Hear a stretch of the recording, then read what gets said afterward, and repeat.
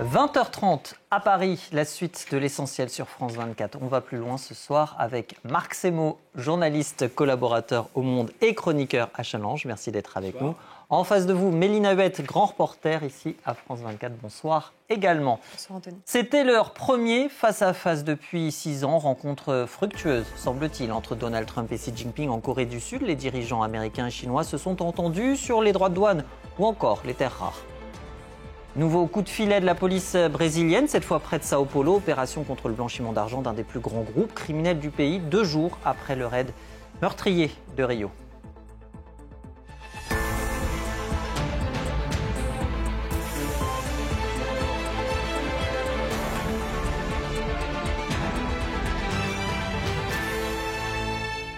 L'entrevue aura duré 1h40. Donald Trump et Xi Jinping se sont retrouvés en Corée du Sud. Première rencontre depuis 6 ans. À la clé, plusieurs consensus sur les droits de douane, les terres rares aussi. On fait le point en images d'abord avec Thibaut Francesquet.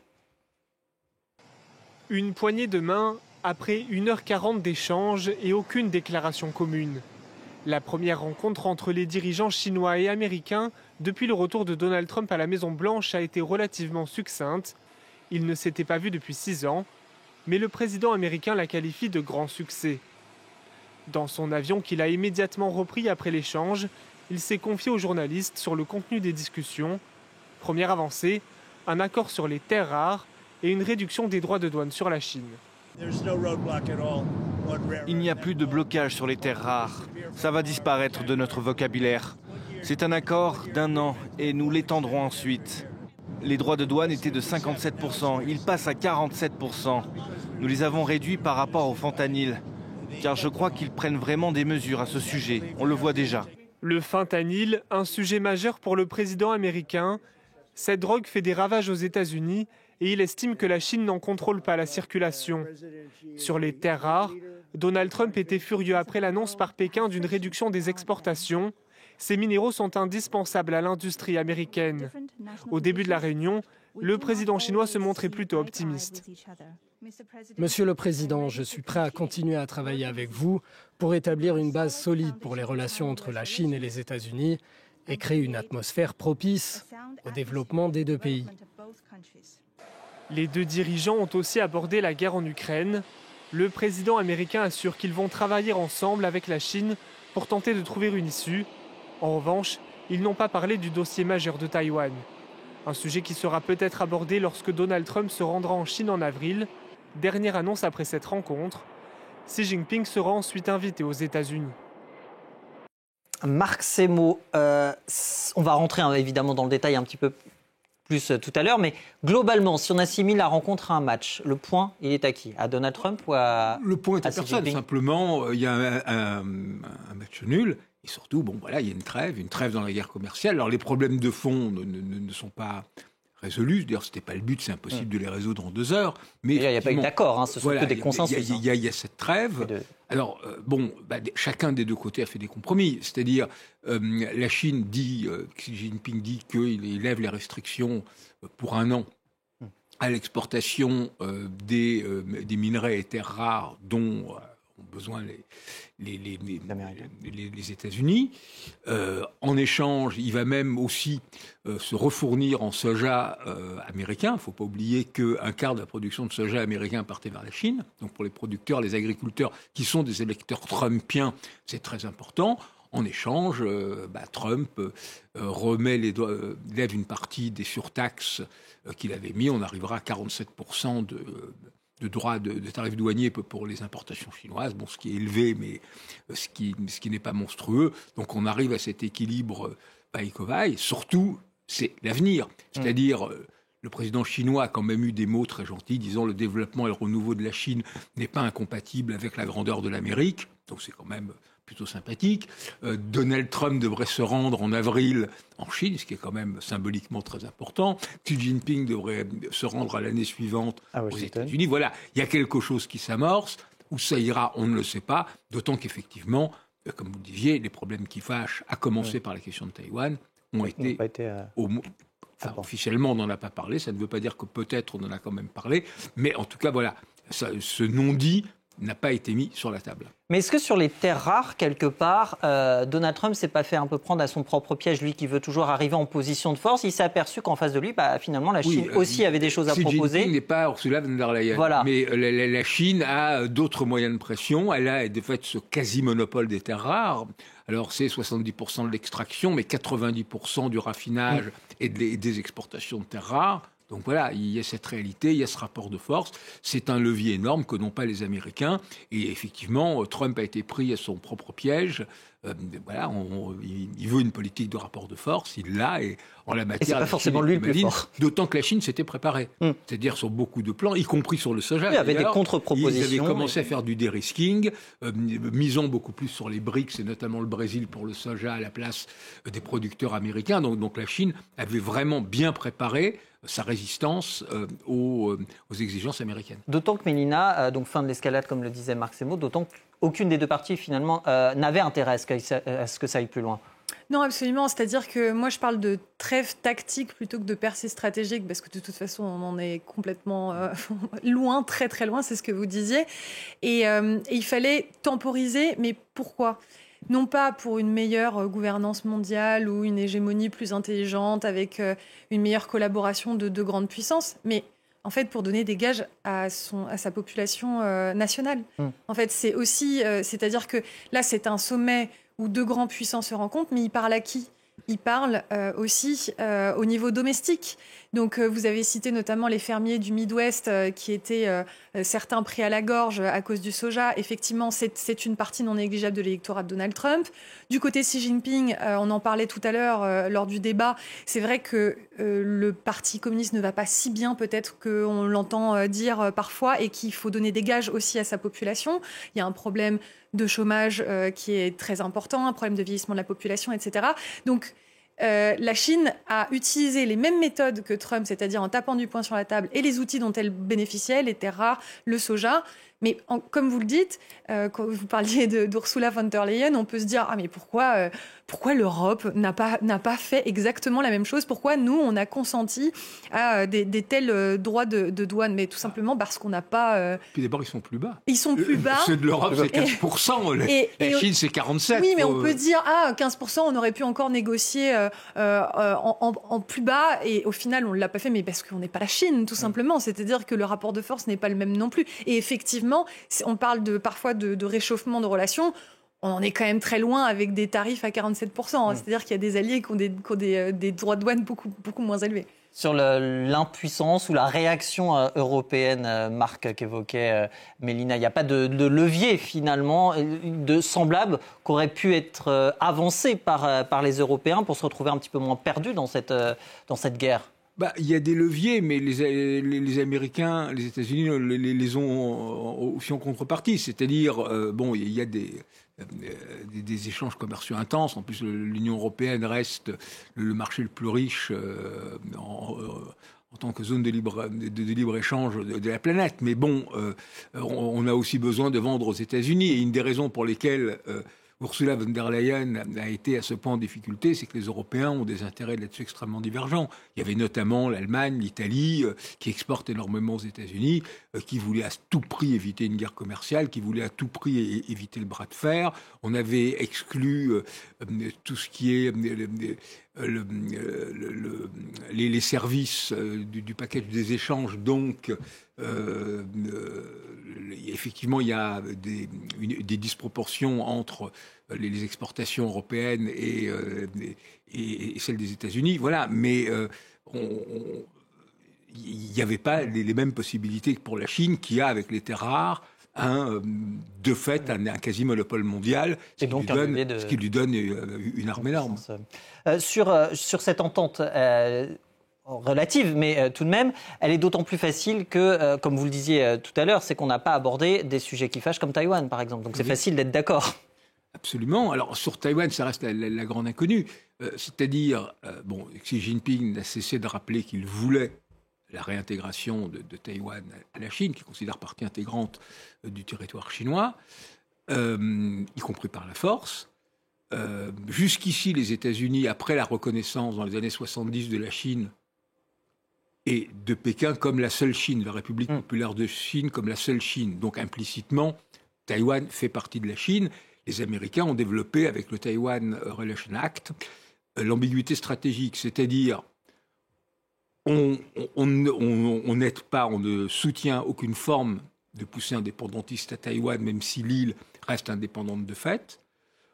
On garantit le statu quo, sans dire clairement si on intervient militairement en cas où la Chine pousse sur Taïwan. Avec une différence par rapport, par exemple, à Berlin, c'est qu'il n'y a pas de soldats américains à Taïwan. Non, il n'y en a pas, mais on fournit les armes défensives. On soutient militairement Taïwan. On fournit des services de renseignement. Voilà. Mais Joe Biden avait fait un pas en plus, pendant notamment sa présidence, en disant « Si Taïwan est attaqué, nous réagirons militairement ». Ce qui était sortir de l'ambiguïté stratégique. Là-dessus, Donald Trump est revenu un peu en arrière, mais pas non plus complètement. C'est-à-dire, on reste dans le flou.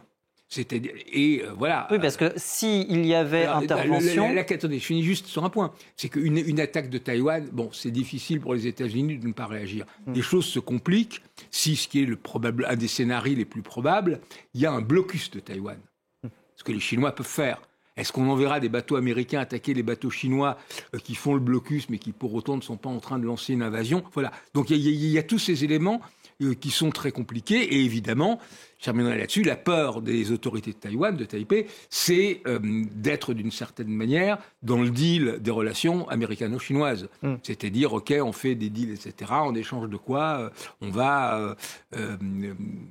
disons, un peu fermer les yeux sur une réintégration progressive de Taïwan à la Chine, ce qui serait une catastrophe. On a vu ce qu'il en a été avec Hong Kong sur l'idée d'une seule Chine de système. Oui, il y a une réelle ambiguïté qui est quand même maintenue à ce niveau-là, parce que d'un côté, effectivement, il y a toujours une collaboration au niveau du renseignement, au niveau de la défense. C'est un point stratégique géographiquement, évidemment, pour les États-Unis. Il y a un radar qui est présent à Taïwan. Mais... d'un autre côté, il y a aussi de plus en plus de déclarations de Donald Trump qui, un peu comme il l'a fait pour l'OTAN avec l'Union européenne ou avec les pays membres européens, c'est de dire, en fait, le parapluie militaire américain, états-unien, ça va bien 2 secondes, mais il va falloir que vous mettiez plus d'argent là-dedans et que vous soyez un peu autonome. Déjà, c'est un premier coup de semonce quand même. Effectivement, on est loin des déclarations de Biden qui s'étaient posées en disant s'il y a une invasion, effectivement, on protégera Taïwan. Pourquoi aussi ? Parce que la situation a évolué au niveau économique et industriel. Je m'explique. C'est-à-dire que les semi-conducteurs les plus avancés du monde sont fournis en immense majorité par Taïwan. Enfin, ils sont construits et ensuite ils sont éclatés un peu partout dans le monde. Et c'est vraiment eux qui ont le marché principal des semi-conducteurs, encore une fois, les plus innovants, les plus perfectionnés. Parce qu'on peut parler d'NVIDIA, on peut parler de la Chine, mais des choses qui sont les plus avancées technologiquement, notamment pour servir sur un usage militaire, c'est à Taïwan qu'on le fait aujourd'hui. Or, il y a eu une pression de la part des États-Unis et de Donald Trump depuis longtemps, mais ça s'est renforcé avec ce second mandat, de dire « Attention, nous, on veut construire des usines aux États-Unis, on veut que vous rapatriez 50% de votre production en Californie ou ailleurs aux États-Unis, et Taïwan... » Alors, c'est peut-être juste une posture, on le verra. Mais pour le moment, il est hors de question que 50% de notre production sorte, parce qu'ils savent aussi que c'est un moyen de négociation. C'est-à-dire, s'ils préservent, encore une fois, on est sur qu'est-ce qu'on a comme atout, rapport de force. Leur atout aujourd'hui, c'est ça. Alors ensuite, ils ont un autre atout, c'est que la crédibilité des États-Unis est un peu en jeu. Alors même si formellement, les États-Unis n'ont pas dit on va intervenir pour défendre Taïwan, sauf... Biden si les Américains laissent faire d'une manière ou d'une autre une reprise de contrôle de Pékin sur Taïwan, y compris par des manœuvres politiques intérieures en jouant sur le parti pro-chinois, parce qu'il y a un gros... L'ancien parti du Kuomintang reste fondamentalement quand même pro-chinois, même s'ils sont violemment anticommunistes toujours. Donc, quelle garantie de sécurité alors vaudra pour les Philippines, pour le Japon, pour la Corée du Sud ? Donc, d'une certaine façon, pour ça aussi, les États-Unis sont obligés de réagir sur Taïwan. Mais c'est là où ça se situe, c'est ce que vous disiez tout à l'heure, c'est quel type d'agression, effectivement. Si on joue un petit peu sur la ligne de crête, si la Chine joue sur une ligne de crête, effectivement, peut-être que les États-Unis n'interviendront pas parce qu'on n'est pas dans une invasion terrestre. S'il n'y a pas une annexion par la force, c'est effectivement très délicat pour les États-Unis d'intervenir. Voilà. Sauf que il y a quand même un élément qui joue, c'est que les Taïwanais, pour le moment, donc, ont voté pour le parti indépendantiste, et c'est quand même une démocratie modèle. C'est-à-dire, et de plus en plus, c'est-à-dire, si pour la génération de l'époque de Chiang Kai-shek, de ceux qui avaient créé la Chine nationaliste à Taïwan, la Chine représente quelque chose, pour les jeunes, aujourd'hui, pour l'écrasante majorité de la population de Taïwan, la Chine, c'est un autre monde. Même s'ils parlent chinois, mais c'est un autre monde. Et c'est un autre monde qui, d'ailleurs, est très menaçant pour Pékin, parce que c'est la preuve qu'une démocratie exemplaire peut exister dans le monde chinois. C'était très significatif au moment du Covid, entre la manière dont Pékin traquait, essayait d'éradiquer le virus, qui a évidemment été impossible, et la manière en souplesse comme a agi Taïwan. Mais ça tient aussi à la jeunesse de la population, parce qu'on parle souvent de cette génération Z sur nos plateaux avec... alors effectivement, c'est à chaque fois différent dans chaque pays, que ce soit le Maroc, Madagascar, etc. Mais en l'occurrence, effectivement, à Taïwan, il y a quand même une jeunesse qui ne se reconnaît absolument pas dans ce passé, d'ailleurs qu'elle n'a pas connu de toute façon. Hein. Donc je pense que cette jeune génération aussi joue un rôle important. Il faudra voir dans les 10 prochaines années, voire les 20 prochaines années, quelle tournure politique ça prendra aussi au niveau domestique, parce que ça aura une influence sur les relations géostratégiques avec les États-Unis. Alors, il y a un sujet que les deux dirigeants ont abordé, a priori, en tout cas selon leur dire, puisqu'il n'en ressort pas grand-chose. C'est l'Ukraine, Mélina. Ils ont été évasifs, on ne sait pas ce qui s'est dit. Alors c'est toujours le problème avec ces sommets où on dit qu'on a dit beaucoup de choses, mais on ne précise quasiment rien. Enfin, les formules, ça a été un grand succès. Les formules, moi j'adore la sémantique à chaque fois. On s'est entendu sur presque tout, je cite. On a conclu un accord commercial qui pourrait être signé assez bientôt, je cite encore. Et on a parlé de l'Ukraine et on va avancer. Et la Chine s'est engagée pour avancer. Mais avancer dans quel sens ? C'est-à-dire, on ne sait pas s'il y a eu des engagements qui ont été pris sur les relations sino-russes, parce que ça reste quand même... c'est au cœur de cet enjeu-là, les relations entre la Chine et la Russie qui ne sont pas si paisible que ça, mais il y a quand même une influence potentielle d'un côté comme de l'autre. Et puis, on ne sait toujours pas ce que pense réellement la Chine de la tournure qu'a pris la guerre ces derniers mois, en sachant que aujourd'hui, on parle beaucoup de géopolitique, mais il se trouve qu'il y a 20% du territoire qui est de facto, non pas des jours, mais de facto annexé, et qu'il faut penser au fait qu'il y a des batailles constamment et qu'il y a des dizaines et dizaines de personnes qui meurent chaque semaine sur le front. Donc, mais bon, voilà. Marc, sur la guerre en Ukraine et le rôle de la Russie. C'est compliqué parce que sans le soutien de la Chine, la Russie ne pourrait pas continuer cette guerre comme il la mène, notamment par l'exportation d'énormément de technologies duales, c'est-à-dire qu'on a à la fois un emploi civil et militaire, qui sont fondamentales pour l'effort de guerre russe. Ensuite, les relations de la Chine avec la Russie dans cette guerre sont assez étranges, parce qu'elle a été lancée juste après les Jeux Olympiques d'hiver de Pékin, donc où il y avait Poutine et Xi Jinping juste avant, qui ont célébré ensemble leur amitié sans limite. Donc, on peut imaginer malgré tout que Poutine avait peut-être quand même évoqué ce qui allait se passer en Ukraine. Mais en même temps, au début, la Chine était extrêmement réticente et avait proposé des plans de paix sur l'Ukraine, dont le point numéro 1 était le respect de l'intégrité territoriale.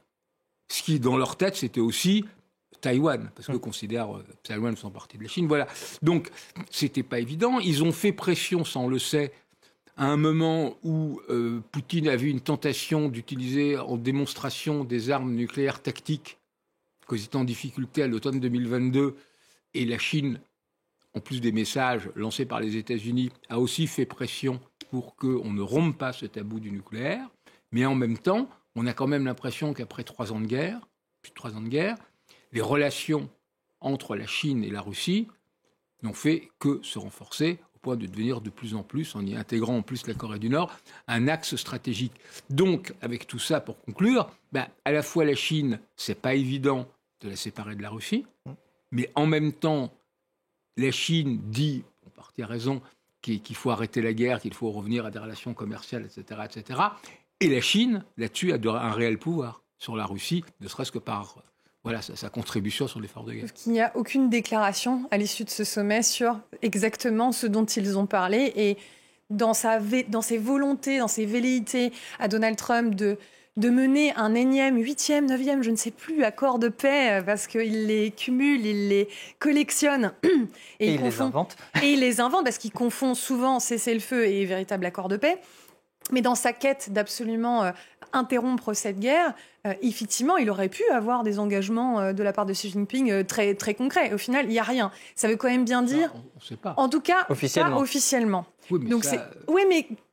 Est-ce que Donald Trump ne s'en serait pas vanté s'il avait réussi à gagner quelque chose de Xi Jinping? On peut l'imaginer, mais d'un autre côté, on peut aussi imaginer que, malgré tout, ce genre de choses, on ne les dit pas. Absolument. Néanmoins, on peut se poser aussi la question de savoir si en moins de 2 heures, on peut véritablement aborder tous ces problèmes-là. Parce que là, on parle de l'Ukraine, on peut aussi parler de Gaza, on peut aussi...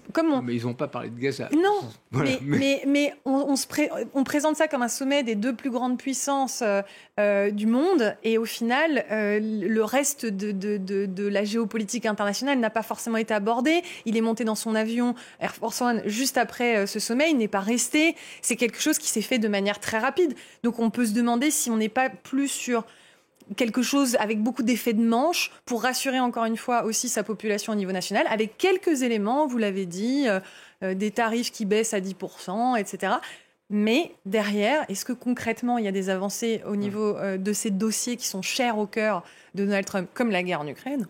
Peut-être qu'on le saura pour cette rencontre qui se tient en avril. On le saura pour avril. Mais je pense qu'on ne peut pas exclure, parce que de fait, c'est un dernier mot. Le pays, la Chine, c'est le seul qui a une clé qui permette effectivement de réellement faire une pression sur la Russie.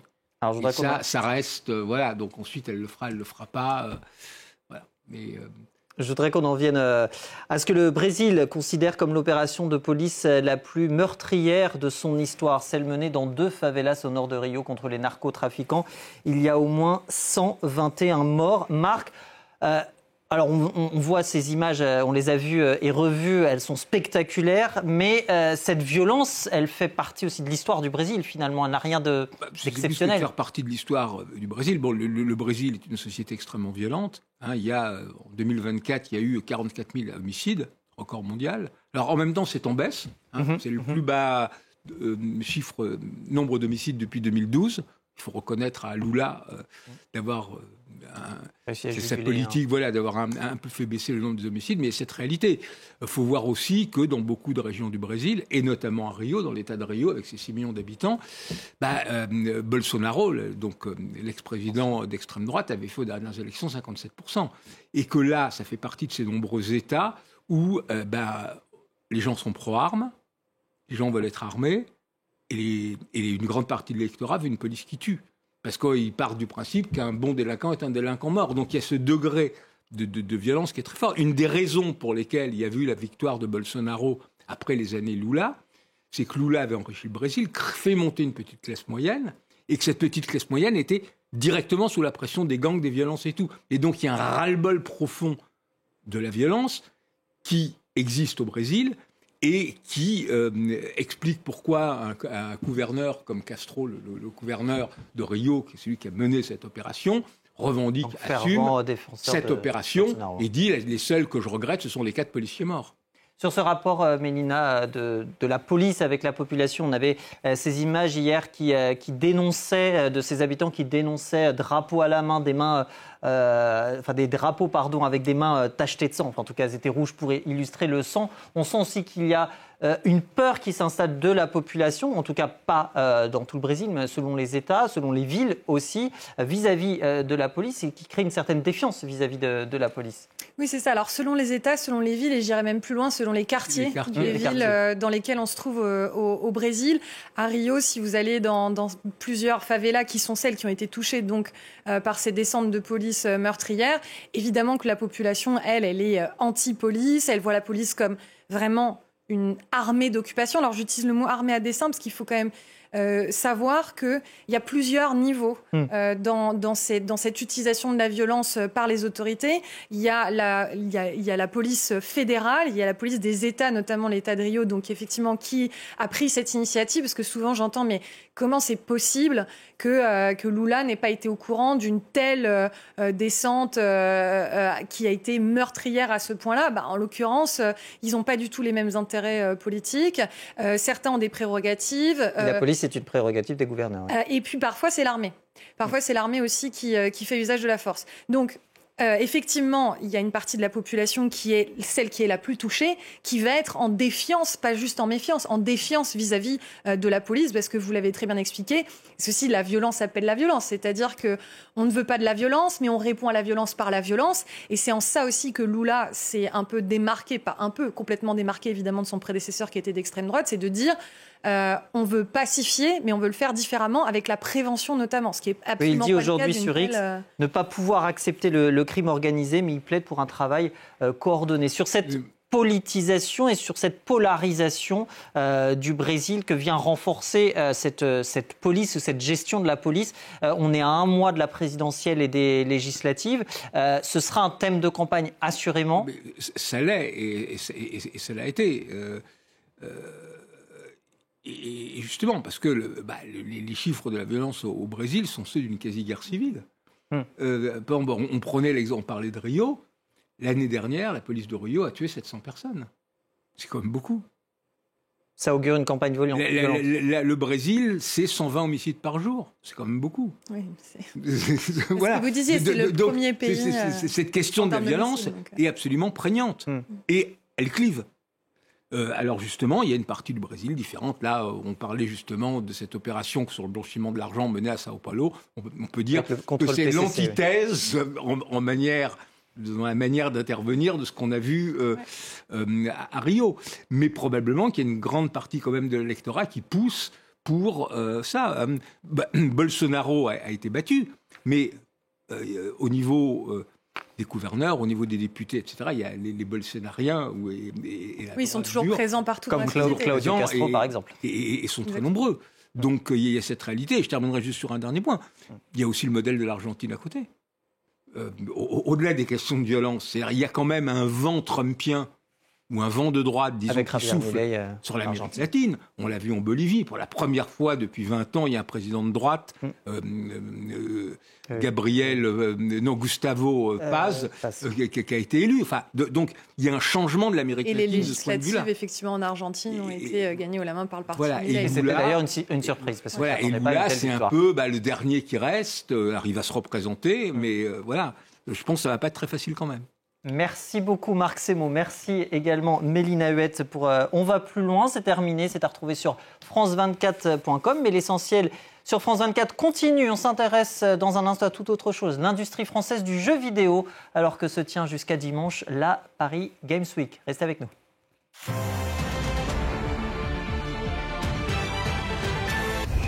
En Europe, ils dirigent, ils décident. Face à Caroline de Camaret, ils répondent à toutes vos questions. Les Américains sont imprévisibles. Un grand invité confronté au sujet brûlant de l'actualité des 27 pays de l'Union et aux préoccupations des citoyens. Il a un seul dictateur, c'est M. Poutine. Ici l'Europe, on vous écoute, présenté par Caroline de Camaret, à voir sur France 24. Depuis la nuit des temps, les sables du désert gardaient leurs secrets. Face aux pyramides de Gizeh, l'Égypte des pharaons renaît. Le 1er novembre, découvrez le grand musée égyptien, colosse de verre et de pierre. Le plus grand musée archéologique du monde ouvre enfin ses portes et dévoile ses trésors. Un voyage à travers 7000 ans d'histoire à réaliser sur toutes les antennes de France 24.